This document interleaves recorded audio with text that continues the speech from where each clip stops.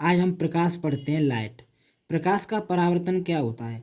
प्रकाश का एक माध्यम से टकराकर उसी माध्यम में लौटना प्रकाश का परावर्तन कहते हैं। जैसे हम एक दर्पण ले लेते हैं, नीचे वाली इसकी रफ सरफेस है, ऊपर वाली इसकी चिकनी सरफेस है।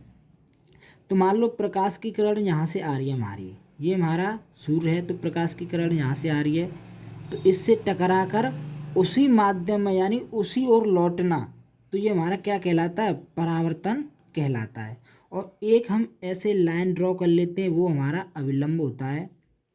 तो चलो इसके परावर्तन के नियम पढ़ते हैं। परावर्तन के नियम, अविलंब यानी कि ये, आपतित जो आ रही है, परावर्तित जो लौट कर जा रही है, तीनों एक ही तल में होते हैं। जैसे हमारे ये एक ही तल में है। आपतन कोण परावर्तन कोण के बराबर होता है, यानी कि जो हमारा जो आई है वो बराबर होता है आर के, यानी कि जो आपतित किरण का जो कोण होता है अविलंब के साथ, परावर्तित किरण का जो कोण होता है अविलंब के साथ, जो दोनों क्या होते हैं? बराबर होते हैं। चलो हम समतल दर्पण के बारे में पढ़ते हैं, यानी कि प्लेन मिरर। इसके कहाँ का प्रयोग होते हैं?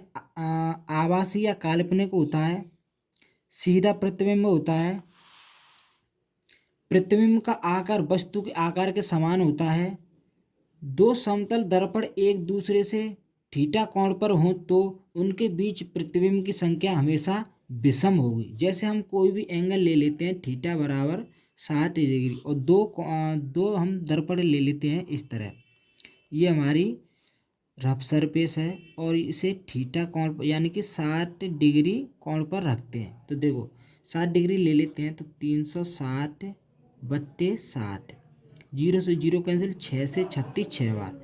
तो ये हमारी सम आ रही है, तो इसमें से हम क्या करेंगे? एक घटा देंगे, तो हमारी क्या आ जाएगी? विषम। तो दो समतल दर्पणों के बीच में जो हमारा प्रतिबिंब बनेगा उनकी संख्या कितनी होगी? 5।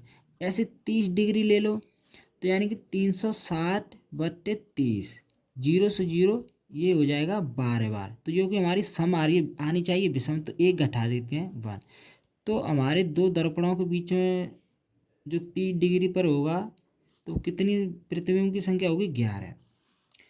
दो समतल दर्पण को समानांतर रखने पर अनंत प्रतिबिंब बनते हैं। जैसे कि कोई भी दो समतल दर्पण ले लो, अगर हम इन्हें समानांतर रखेंगे तो इनके बीच की जो प्रतिबिंब संख्या होगी वो अनंत होगी। कैसे होगी? 360 इनके बीच में एंगल कितना होगा? 0 डिग्री होगा।